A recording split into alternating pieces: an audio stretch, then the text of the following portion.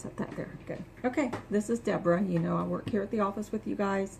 I kind of threw together a little video to explain spirometry, why we're doing it, what you're doing, how important it is, technique, calibration, several different things. So as you'll watch it, just go ahead and watch it through.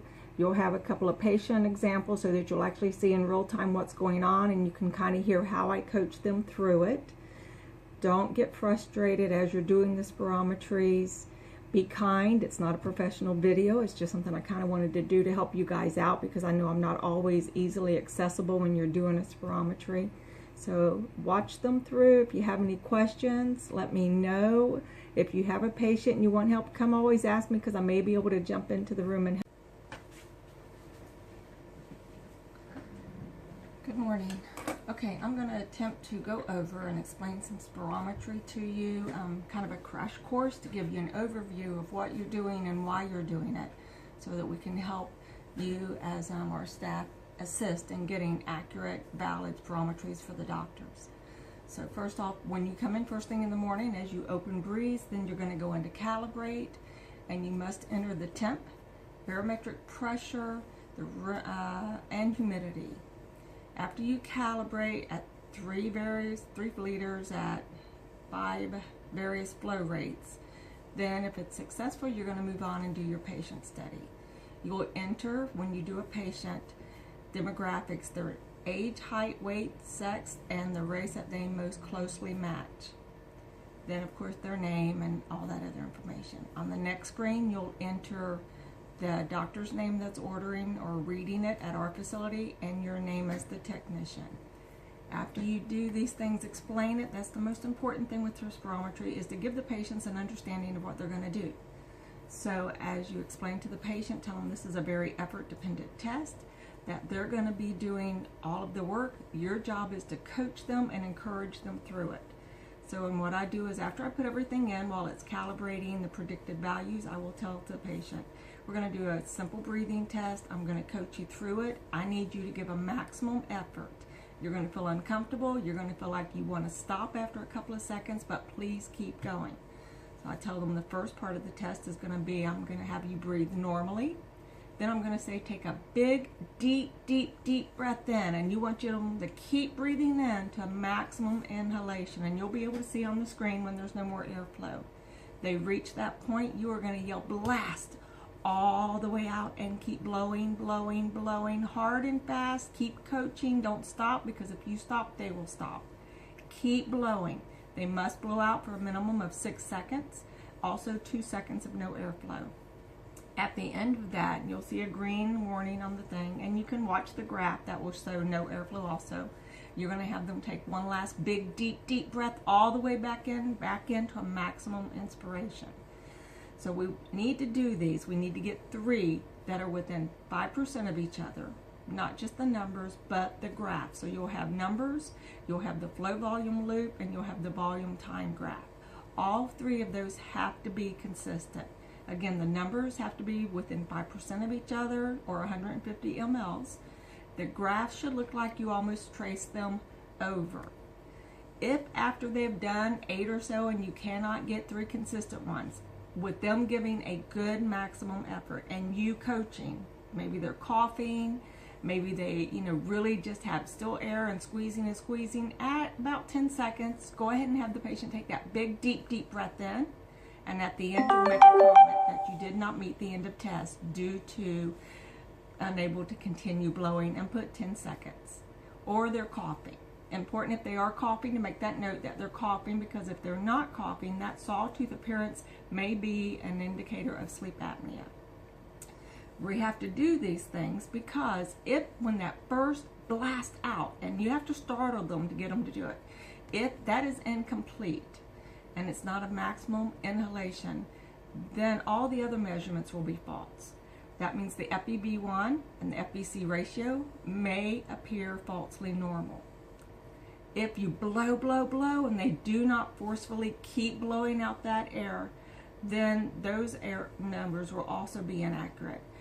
The FEV1 and the FEFR will be underestimated, and the FEV1 FVC ratio will be overestimated, and this may lead to an incorrect impression of a restrictive process. That fast, deep breath back in, that last breath in, that needs to be all the way in as well. That we use for quality assurance and also to help predict any upper airway obstruction. So again, keep encouraging, don't stop. Once you get your choices that you're going to pick three of the loops, or three of the numbers, three of the attempts, maneuvers, whatever you want to say. Then pick your one loop that's the best loop. That's what you want to show the doctor. So once you do all of that, we're going to get that over to the doctor. When you do the comments, make any comments you need to. When it prints the interpretation, read through that quickly. If it says they had an inaccurate, erratic effort and they didn't, then delete that. If it says they were coughing and they weren't, delete that so that the doctors know exactly what was going on. So very important that these things the doctors need to know, because the numbers are important to show what's going on. That flow volume loop is a characteristic. Patterns that may change can help define functional obstructive and restrictive pathologies going on. The contour of the loop can help them determine if there's a localization, and if so, of airway obstruction. So keep going, don't give up, have them sit, relax, sit up straight, don't bend forward, nose clips on, mouthpiece in, have them place the tongue under the mouthpiece, relax. They may have to rest in between attempts. Just encourage and watch. Be careful, some patients may get dizzy or lightheaded, so let them rest. If for some reason they can't go because of they're so dizzy or lightheaded, then make that comment for the doctor. If you have any questions, please come and see me. I want to help you do a great job so that we can do really good spirometry studies for our physicians and for our patients. So come see me if you need me. I'm here. Thanks, guys. All right, I'm going to go over how to calibrate the MedGraphic spirometer. I'm going to use the box which is in here, but it's exactly the same on the spirometer that you can take from room to room. So once you sign in to Breeze, then you're going to come in and go to calibrate. Enter our values for the day, so your room temperature, your barometric pressure, and your relative humidity. You have to calibrate every day before you can even start a spirometry. If you can see, there are 1, 2, 3, 4 lines here that just like a template of where you want your flows to go. So we are going to click 0 to zero the airflow. As you're calibrating, what we're wanting to make sure is that the spirometer recognizes a known volume of air, which is going to be 3 liters for us, at different flow rates. So that's why you have to do, I believe it's 5 different flow rates. So you'll attach the syringe to the pneumatic. I'll sit it here so you can see, and it's just nice and easy. Withdraw and inject, mimicking inhalation and exhalation. So we are going to begin by withdrawing. Let me hit start. That would help. Okay. So now we are going to withdraw. And you don't have to be exactly on the lines, the guidelines, but you're going to be fairly close. You want in between, or at least on each one. So you have 5 different flows. Just nice and smooth. You shouldn't hear the syringe hit every time you inject the air, which I hear a lot of times out in the hall when someone's trying to calibrate and they get frustrated because it's not calibrating. So it's got to be nice and smooth. Inject and withdraw.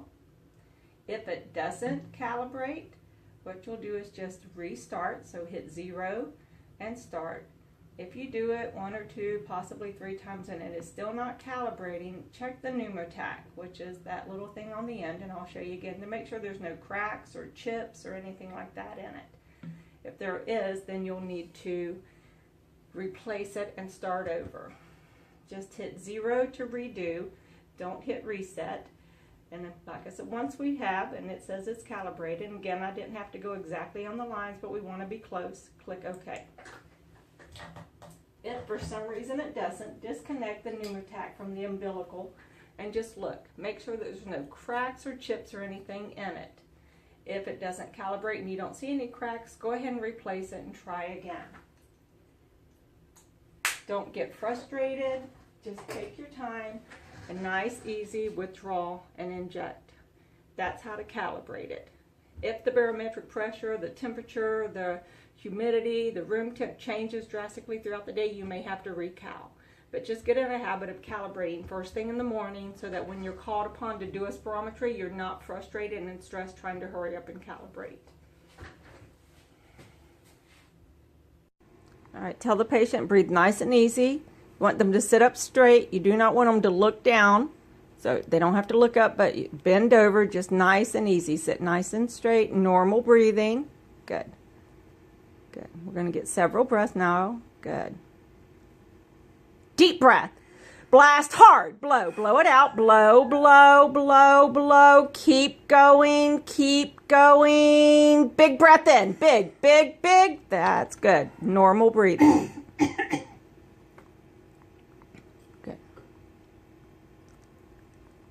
And you're going to try to get 3 of those just the same. Okay, so we've done numerous loops on this person, but it's my sister and I know she's healthy and could do it. So I wanted to demonstrate different things that you'll see. So again, I said this back extrapolation is, and if you want to look at one loop, double click on all of these and it will take away. Like I said, you're only going to do about 8 attempts. You're not going to do this many with your patients because they're going to get tired. All right, so this first loop back, it just means that she hesitated a little bit. So we're not going to take that one. So I'd go ahead and take it off. And I want to explain to you. So all these we are not going to do. Again, you'll see where it's just that little hesitation. The next test I'm going to show you, this is an end of test. So they took a deep breath in, doesn't look like complete, but they took in, they blew out, they stopped. And I'll tell you, they stopped at, scroll over here on your thing, it'll give you your 1.18 seconds, far short of the 6. So you're not going to take that one. Same thing with that. That's another one where they stopped. This, you'll see they had some coughing here. And again, they didn't complete that exhalation. They also did not take a really deep first breath in. This again, they stopped short. They did not do it. There was one that I wanted to show you. Let's see if I can find it. Again, incomplete.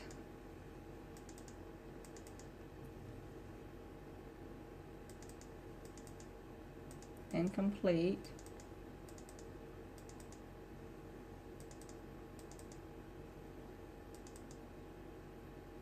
That's the last one. 47. And it's not going to really show it on this loop, it looks like. But what happened is they blew out not all the way, and when they took that breath back in, it didn't meet here, it went past.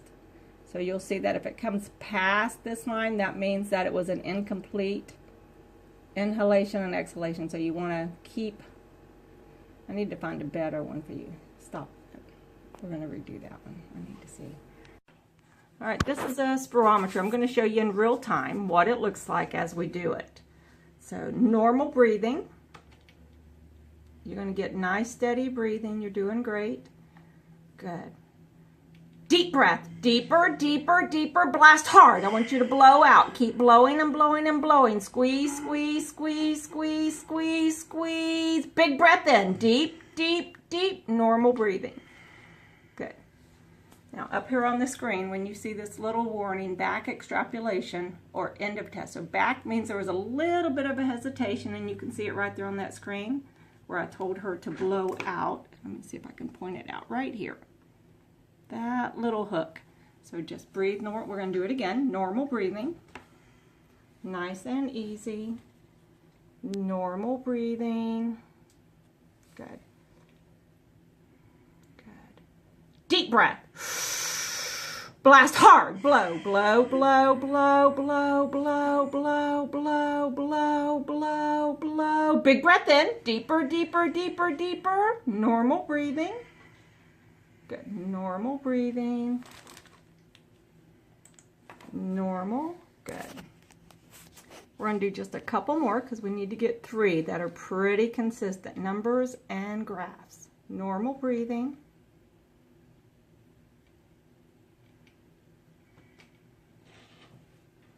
Nice and easy. You're doing great.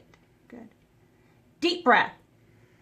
Blast hard. Blow, blow, blow, blow, blow, blow, blow, blow, blow, blow, blow, blow, blow. Big breath in. Big, big, big, big, big. Very good. Normal breathing. Good. Good.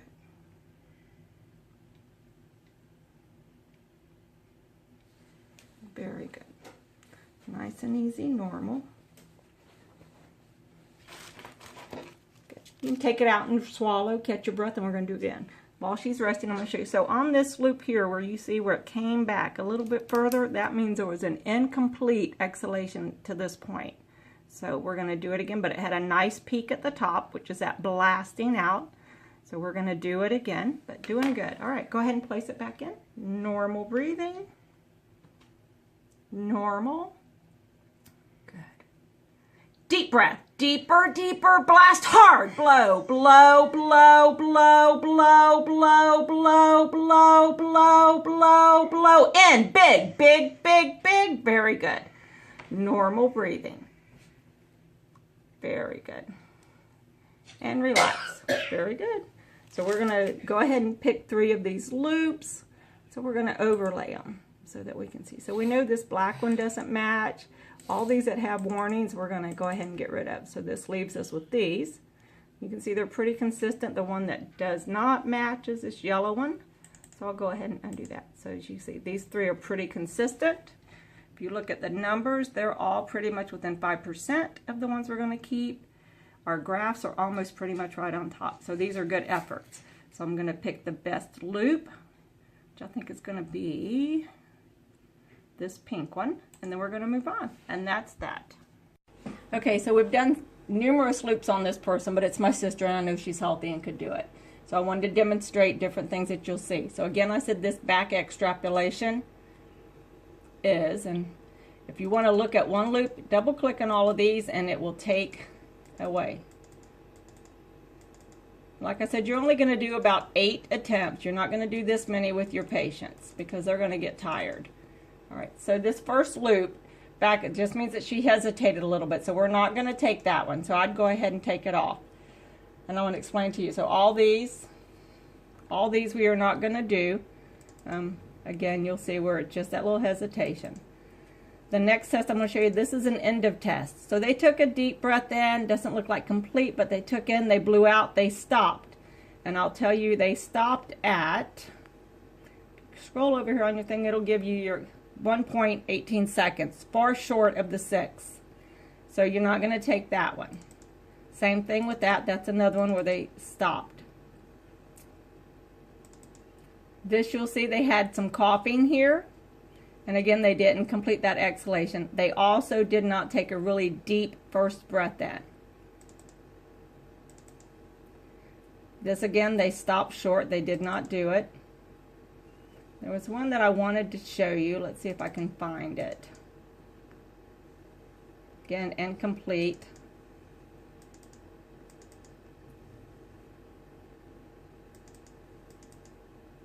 Incomplete.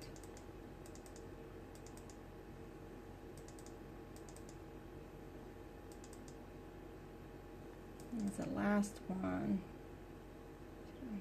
47.